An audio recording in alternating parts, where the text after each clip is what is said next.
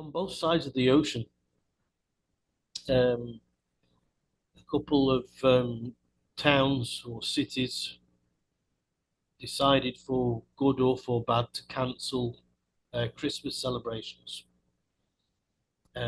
Some of the reasons they gave, uh, amongst others, is because they didn't want to offend any other religious entities during this time. Of course, we all know the writing on the wall there. And so what I decided to do is I did a bit of research and find out more about this thing we call Christmas, what it actually is, where did it come from, you know. So basically what we're going to have over the next 5 minutes is a very brief run through the last 1,500 years, something like that. But there you go. So we know in the UK, when I speak about the origins of Christmas, in this context, it'll be within the UK. Okay. We all know that many religious Christian celebrations that we know today are or were pagan rituals and celebrations many years ago. Yeah. And with the advent of Christianity, the church has decided to make their celebrations at the same time, so as to stifle the paganism of the rite, put it like this way. So a typical example is in the 8th century of England. In April, it was Estramath, which was Estra month, which was named after the goddess of Estra. Right. So that today we know as Easter. Yeah. And Easter is nothing to do with goddess of Estra. It's to do with the re-rising of Christ. The crucifixion, the re-rising of the Christ, the Messiah, or Jesus. Yeah, whichever. Yeah. So, as in Easter, Christmas was no different. So, before it was called Christmas, it was celebrated by the ancient Romans as Saturnario. And it was on 25th of December, or in the Julian calendar, and it was to celebrate the rebirth of the year, and the winter solstice and the rebirthing of the year. Yeah. And it was to also to venerate or to celebrate the god Saturn. Yeah. Okay.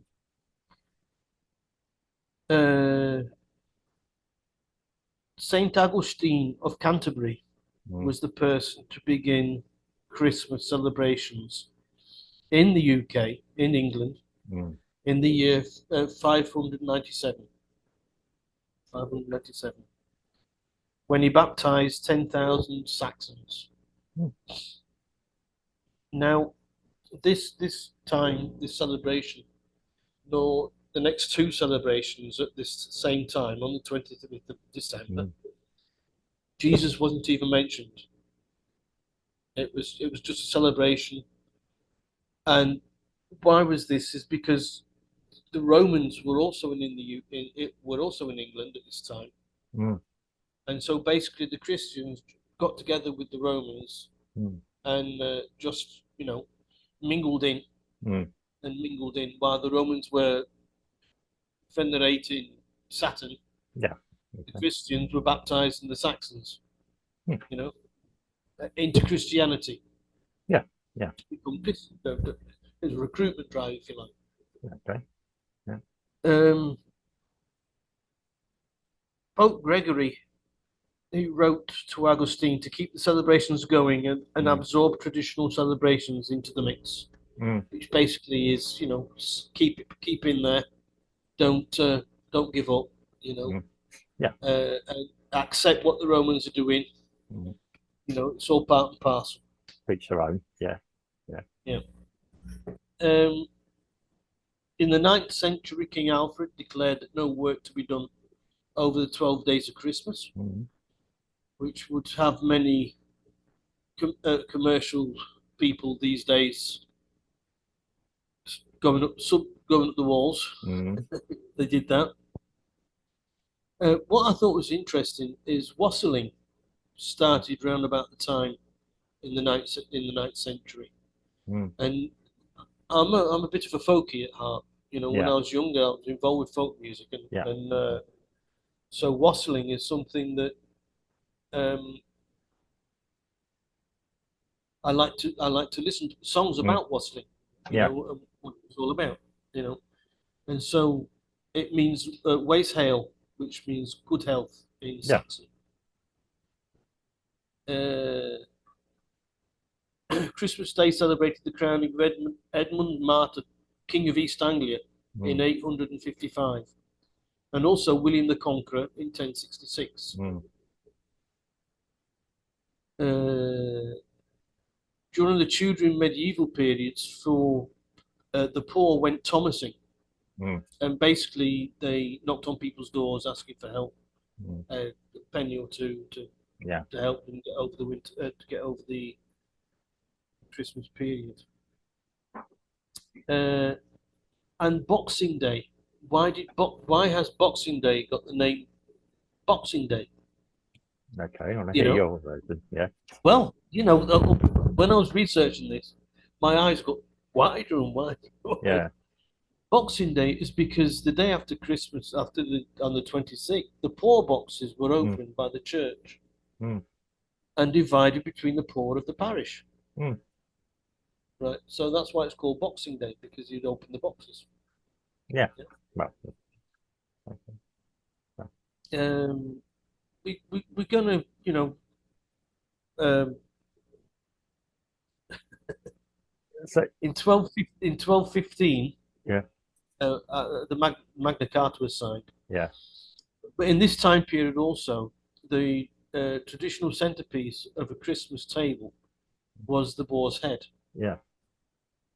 Now, I remember a carol, the boar's head in hand bear I, bedecked with bays of rosemary, which I used to sing when I was a whippersnapper, when I was about 10 years old. I was 10, 11 years old. It was either a boar's head or it was a pig's head. Yeah. So David Cameron would have been well pleased if it was a pig's head. Yeah, okay. I'm going there. Keep it traditional, David. Yeah. Yes. Yeah. And around about this time as well, the churches formed the choirs. Their choirs for the first time, which I thought was interesting. In 1251, Henry III held a huge party for the wedding of his daughter to the King of Scotland. Yeah. She was 11 years old, and the groom was 10. The lines, 10 years old. Yeah. So, you know, I'm sure the laws allowed it back then. I think it's a betrothal more than it was a marriage. Yeah, yeah, okay. Yes. Enough about that. Yes. And around about this time as well, mumming plays became popular again.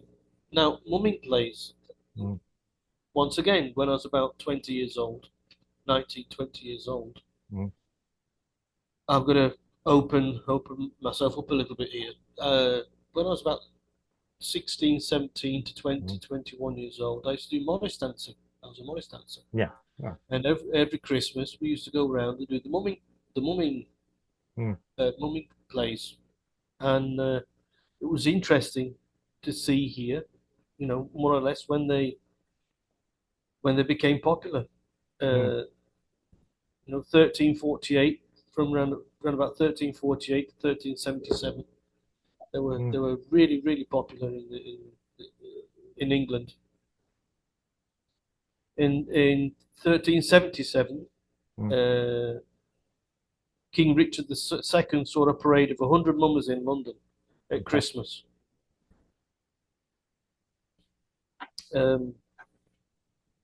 Christmas was banned, has been banned before. Oh yeah. Christmas was banned in Scotland in 1560 Mhm. by that John Knox. Mhm. Yeah. He said that dancing and singing and drinking Well, yeah. was debauchery. It was very Presbyterian. Yeah, debauchery. yeah. Real hardcore. Yeah. So, And if so, and if they if people were found enjoying themselves, they were punished. yeah. In 1602, King James I reinstated it, Yeah. but then it was banned again in 1640 by the Scottish Parliament. Yeah. And it was only made a public holiday up there in Scotland in 1958, Mm. and Boxing Day, believe it or not, only in 1974. Mm.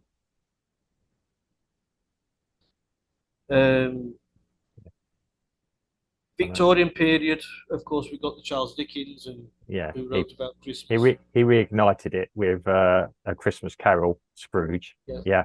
Sure. Yeah, because it's starting to lose its appeal. And then along he came. Yeah. I mean, the other thing is Christmas was essentially banned in the UK sometime between 1642 and after 1649, sorry, with Oliver Cromwell. Christmas was effectively banned then as well, under a very, very strong zealously Protestant administration. Yeah, I mean, it's people did celebrate it quietly, but it was seen associated with Catholicism as well, I believe, or Popism. Yeah, Popism. I mean, as a Catholic, I was taught all this. My family are actually Protestants, the majority are. I come from a converted Catholic side. Not I converted myself, but yeah. Yeah. Now, as a Catholic, we were taught all this. I was also taught about Christmas. Actually, when you read the Bible, Scripture, there's very little actually said about Christmas to us particularly as a Catholic. Well, in the Bible, they don't mention when Jesus was born. No, yeah, that's what I'm about to say next. I mean, for us, Easter, you just mentioned Easter, is the important time spiritually. Yeah, the fact that Jesus was born 33 years before at some point is a little bit immaterial. Christmas doesn't. I was brought up in a world that Christmas didn't always have the same importance. Obviously, as children, it does. Then you grow up a bit, and obviously the spiritual side. And I'm not a great. Don't hold me as being a great example of Christianity or Catholicism, but yeah, it was Easter that was the important time spiritually. Now we were even taught then that it's very unlikely that Jesus was born in December, even in Israel or Nazareth, yeah, or Canaan, whatever name you're putting on it. He would have been born probably beginning of October at the very latest this time, even with the Julian calendar reinvent. Yeah, which is a bit wrong by 4 to 6 years as well. But Jesus was born before AD, before 0 AD, 4 to 6 before 0 AD. Yeah, he's probably born August time, September time, when the shepherds would have been still in Israel, tending their herds. The first Christmas actually involved low-life people. The shepherds were considered quite unholy because they didn't attend religious services because they're always busy up on the hillsides, and they were a different class of people. Again, I mean, obviously it was a fast-growing faith or religion. In 2,000 years, which is a short time in human history compared with other religions, it has actually got over, nearly getting, I believe, 2 billion people. Islam is probably the fastest growing ever for some reason. Yeah. Obviously, both we could argue about the roots of them, where they come from. Yeah, I mean, it's certain that the Christian Church actually had a good PR department, was managing to push itself. Yeah, I mean, it did absorb ideas. I mean, the Romans did this as well. The Romans would move into a country, absorb some of the religion, even absorb the religious days, even absorb worshipping some of the gods of the local traditions or the deities of the locals. Yeah. Christianity at first was outlawed by the Roman Empire. I don't believe because it was they'd probably take it on. It's because what it represented. It was a rebellious, or seen as a rebellious religion or cult. Yeah, remember, these were all cults at the time. Even going to the 5th century would have been still regarded as a bit of a cult. Yeah, I mean, we were taught about all this at school, at a Catholic school. So what you've just told me is not of any great shock.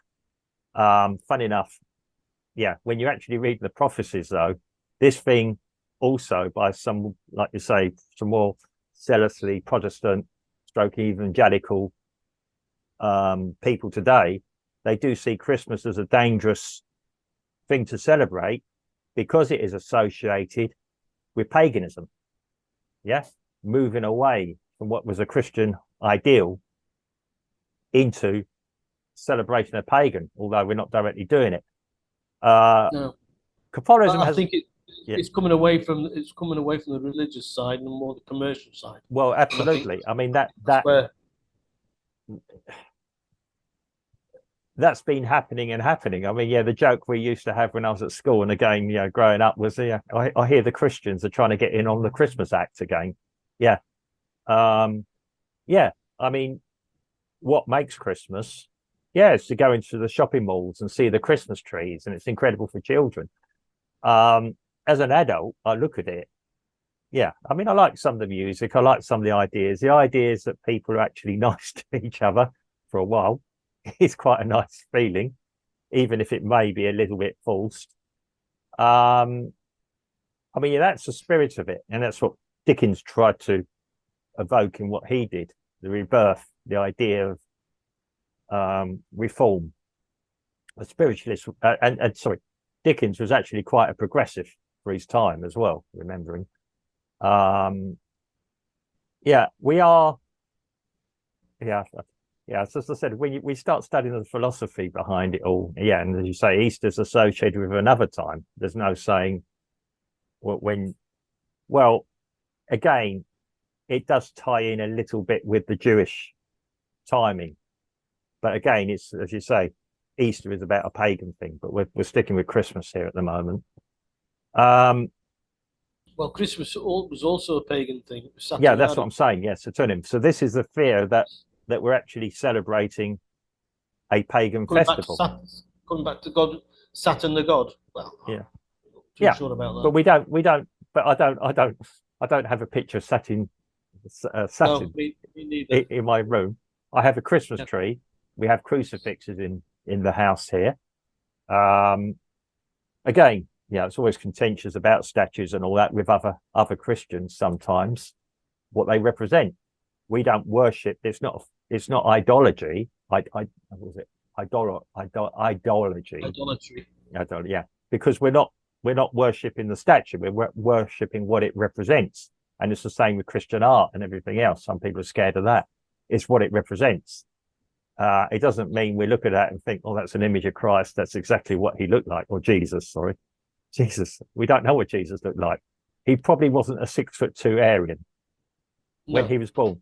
And again, looking back over who Joseph was, there is actually the writing of Joseph's family tree, which goes back to Jacob and Abraham.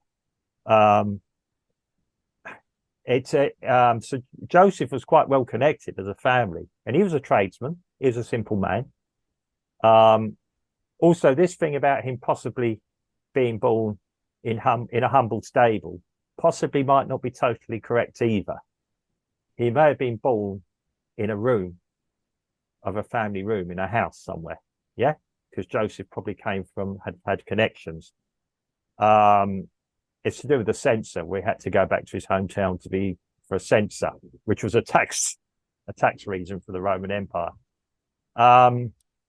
So that might not be totally true as well. I don't think it was deliberate spin. There may have been a slight problem with translation in that. But with all these things, it was certainly a humble place. There would have been animals in houses, don't forget. But yeah, so again, it would have been a little village, probably, you know, a little, almost like we consider it a small town or a hamlet even, where Jesus was born. It had probably been known. Yes, the shepherds would have probably come and visited because they were visited by an apparition. And don't forget, the Jews were actually quite superstitious as well. Word would have probably got around. There's this guy being born, you know, this baby child being born under very, very, as prophesied in their teachings, remembering that the Jews were very, very up on prophecies. Yeah. Especially, I mean, the Old Testaments and things like this, which modern Christians are dismissing, which is a very dangerous thing to do if you are a Christian.